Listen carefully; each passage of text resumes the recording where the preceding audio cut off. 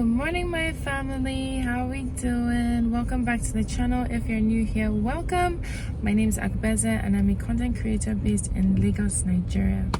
Today is another exciting day on the vlog. In fact, let me not say it's going to be an exciting day. I think it's going to be a very insightful day on the vlog because I'm going for a training on influencing change. Former country head of Osiwa invited me for this event, and I just love the whole title because I'm all about influencing change and especially using media to create change. So they are covering the Abuja race, they're covering NSAS. So yeah, it should be an insightful day. I'm sure you can hear the traffic. The event is happening at Sheraton Hotel, which is in Ikeja. That's on the mainland of Lagos. So I'm currently on my way. There's quite a bit of traffic, as you can see, and I'm late. The event was meant to start by 9. It's 9:27, so let's see what time I get there.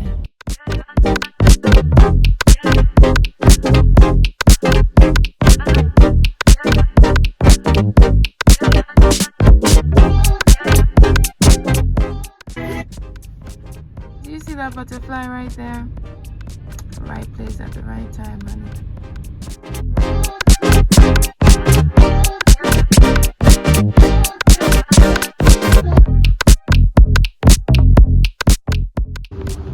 But I'm here. It is just past 10, so I think I'm still good for time. Meanwhile, today is officially 1 week since I started my Roaccutane journey.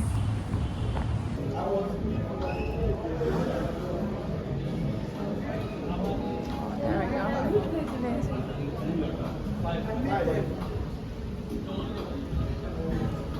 Providing the right answer. So yeah.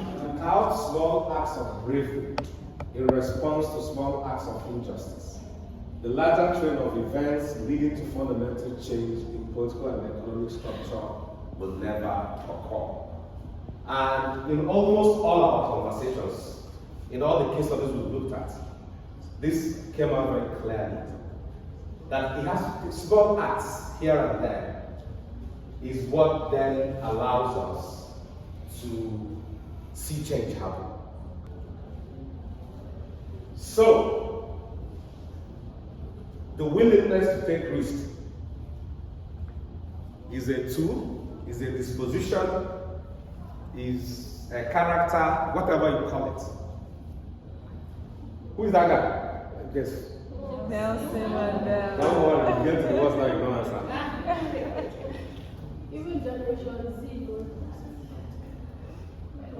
So if you follow the story, at the time when ANC said they were not interested in talking to this government, they don't trust this government, they don't want to talk to them.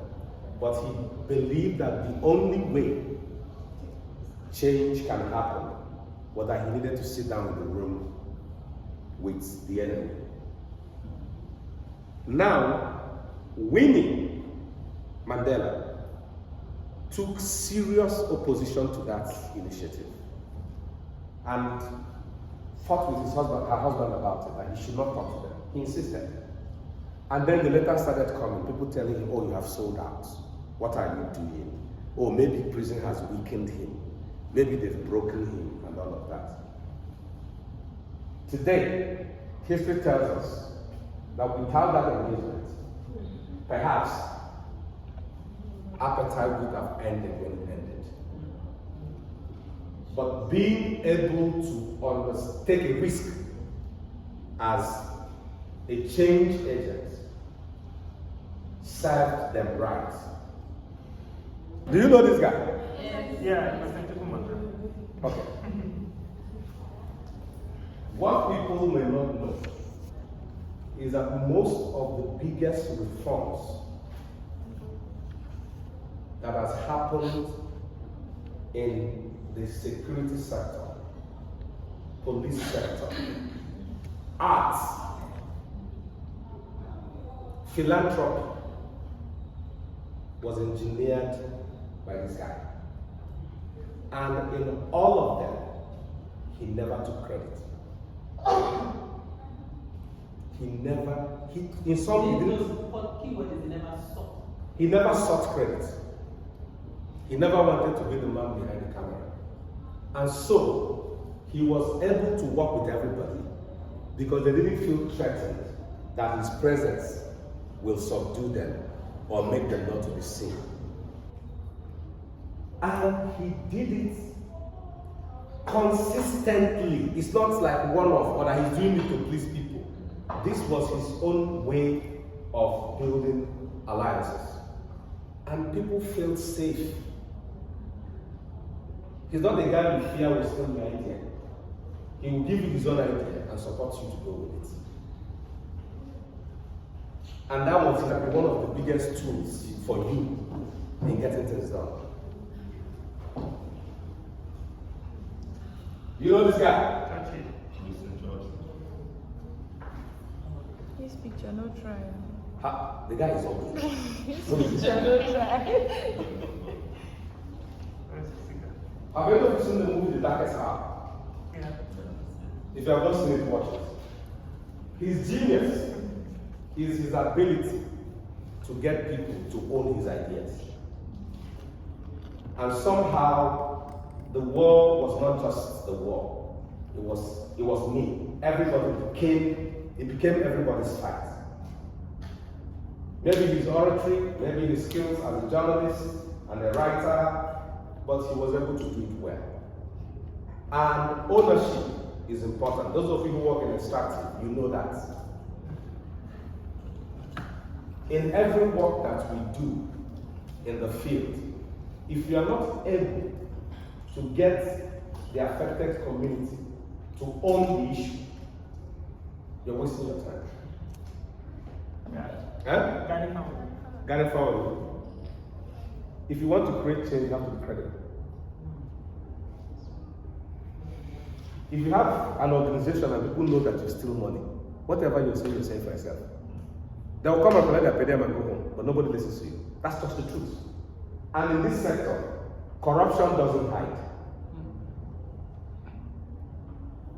If it is organization money you're stealing, one day your accountant will leave. He will tell the story outside. There are no secrets. He built a brand in Nigeria, became a force of his own. Well, you say he ran for president and not get any votes. That's a different conversation. But at least in the human rights struggle, he is one of the most respected. Yes. And it was simply because people knew he was credible. The streets must get into the policy halls. Protest can only take you that far. But when it is used used properly, you protest, they see you, they talk to you, you present your demands. If you design your project and there is no point of friction, conflict, discomfort for anybody, I can tell you for free that project is wrong.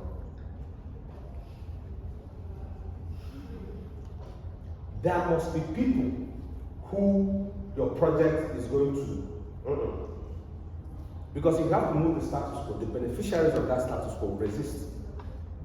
And if your project doesn't threaten the status quo that we have all agreed yesterday is bad, then you've got a problem.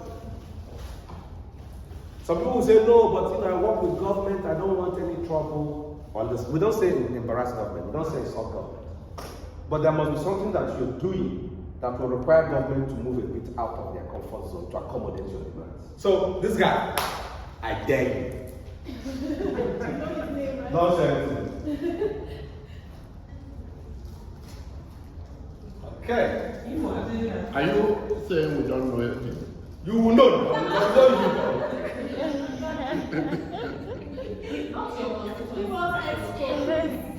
I got the expo now. Are you seriously saying you don't know this man? I don't know him from his face, just his face. Okay, what do you know you from? From his leg? I don't know. I gave it to second one.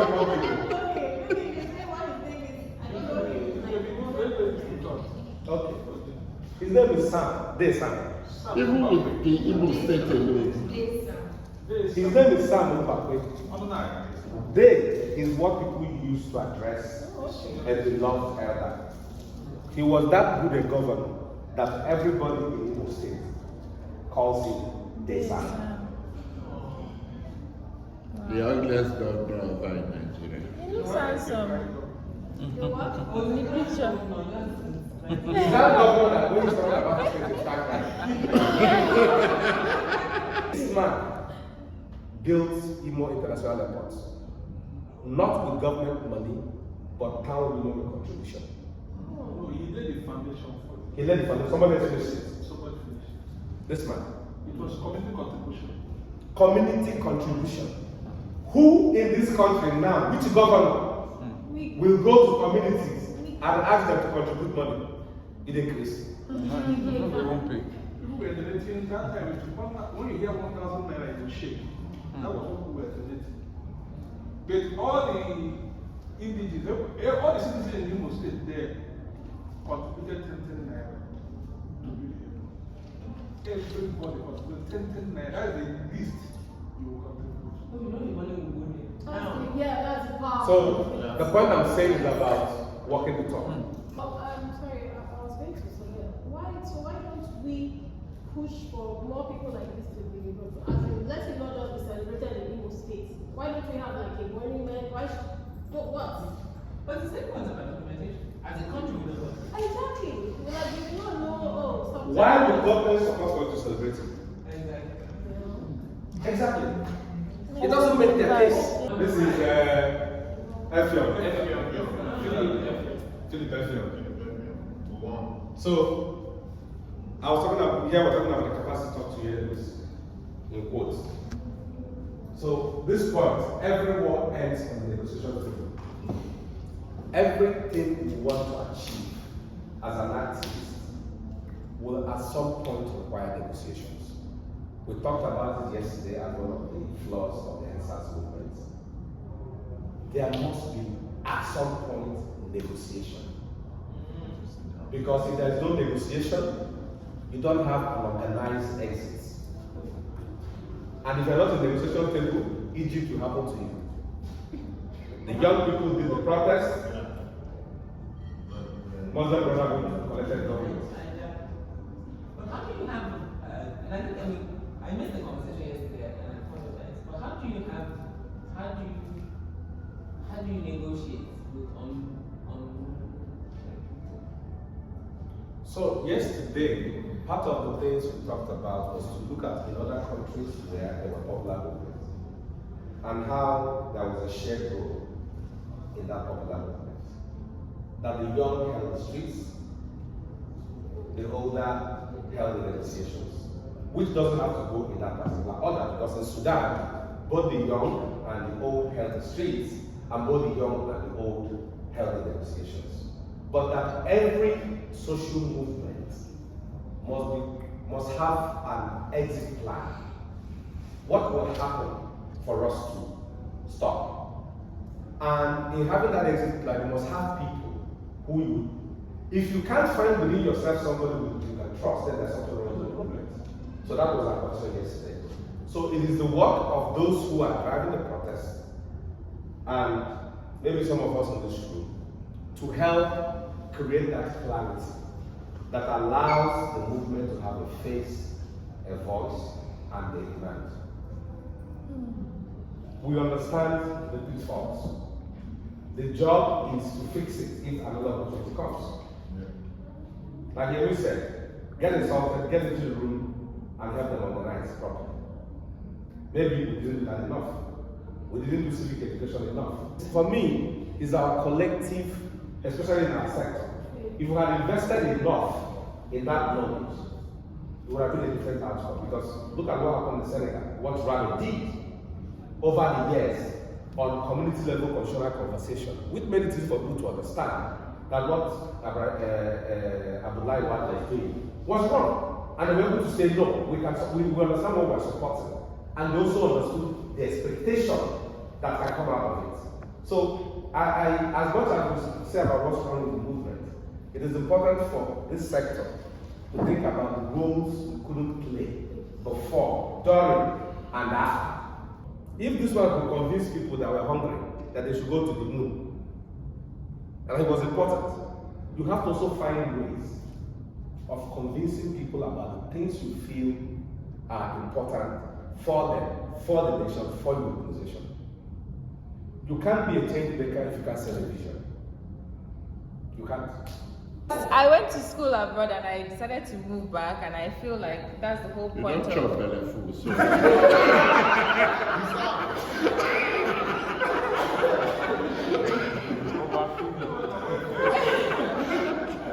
but it's not about chopping belly food. The biggest vision is how do we get our own nation to that position where we are trying to go to. And I met with the resistance of, oh, you are privileged, or I don't chop belly food, or talk to the government. But in my mind, it's not, we are the ones who will make the government one day. So it's like, how do you sell the vision when you are, I can't change the fact that I'm privileged, I can't change the fact that I went to school abroad. I feel like, can you not see the other side of it, that if I wanted to stay, I could stay? So how do you sell the vision when, or do I have to move from behind, like you're saying that? No. You don't have to move from behind, but vision could also be something less ambitious. So cancelling the Japa culture is too ambitious. No, so I think you are even best placed to sell that vision. So somebody who has not lived abroad would find it difficult to say, look, there's really nothing there. It's not as exciting as you think it is. You can make a life here. I mean, I have lived there and I have found that there's really no big deal. There's no place like home. I think part of being a visionary is finding a way to convince people to buy into your vision. And I don't think any other person can tell you. There's no formula. There's no formula for selling your vision. Your passion and your belief in that vision is what will help you sell it. You can also benefits that you get being a Nigerian living in Nigeria that you will never get if you are living outside the country or you are living in Europe in particular. I actually believe it's easier to make it here in Nigeria than anywhere. Yeah. As you keep on speaking it, people will be listening to you, people will hear you, and begin to think in your direction. You know, they advertisement is that when you keep on showing people, before you know it, people start saying it. I think another thing to be mindful of is, yes, there's a sort of general Japanese, but there's a certain demographic that are Japanese because of their kids. And the truth of the matter is, when you of their children.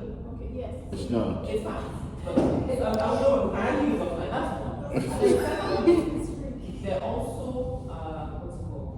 There are courses that Nigerian universities can't teach. So if you have a passion for a particular type of either engineering, robotics, and So the same way people come from there to come and do African studies. Yeah. So I mean, that's not the Japa argument necessarily. It's the fact that people are praying to live and continue their life there. I don't mind you go. That's what I did now. I went, I got my exposure, and I've come back and I'm trying to use it here. My issue is those Nigerians that their dream is to leave this country completely and start a new life and become a new person there. If you take the children, for example, take the children, the parents that are taking their children, it will be the number of children that will come back will be quite small. Yeah. There are many different categories. There are some people for whom living Nigeria is useless. Yeah. Living in Nigeria is like you are the wretched of the earth. It's testimony that people will come and give in church that I've gotten my visa, I'm leaving. You know, no looking back. They can't Yes. People come and give testimony that they've gotten their visa. All I can feel is shame that somebody thinks that is what you come to church to do Thanksgiving for. Like, Make your argument about other countries as well, not just the West, not just the UK, not just America. You should talk about places like South Africa. The violence that you're exposed to, the profiling of Nigerians, if you're a Nigerian in South Africa, I want to believe that if any crime, if somebody so much as accuses you of some crime, they might not even try you. If you are in China, look at what's happening in Dubai. Yes. The Nigerians getting into trouble there. Because once you say it's Nigeria, they might not even follow the due process of law to even search. We've got a good spread over here.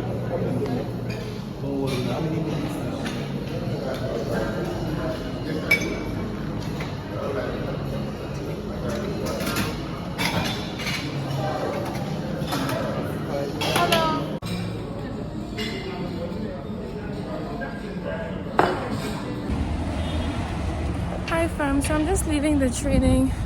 After lunch we had like an advocacy session. That one was more interactive and should I say like more like, I don't know how to explain it, but it wasn't like vlog kind of vibe. So, and I even couldn't stay till the end because I have to start rushing back to the island. But very insightful day. I gained so much, you know, even with regards to the personal changes I'm trying to make happen through the content I create and all.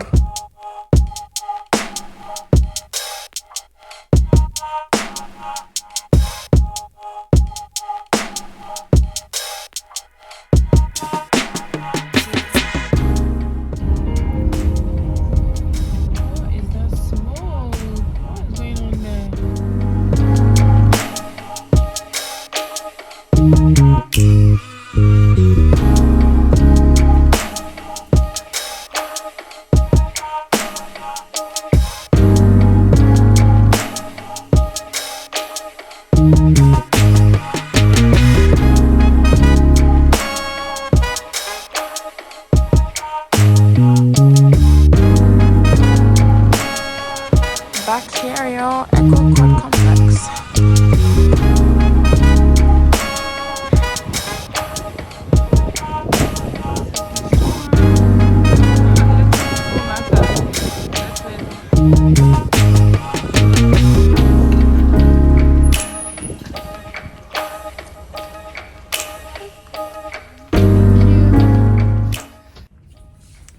So the content I'm making is for Instagram, but I think I should give you guys a tour because if I was a kid, I would love this store. In fact, I used to go to the store in Port Harcourt when I was a kid, and that was where I used to buy all my things. That's how I even knew them. Well, family. All right, let me show you guys.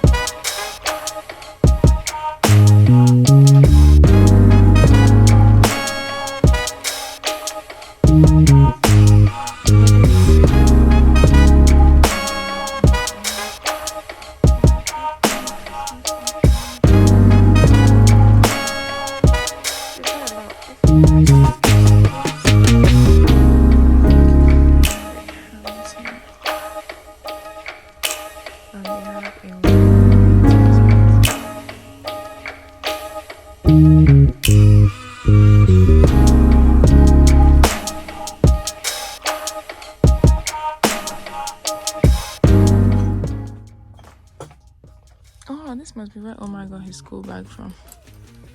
This is Omar's bag.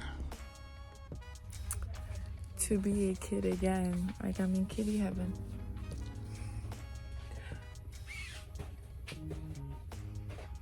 Everything we do is for the future, for the little people, yeah?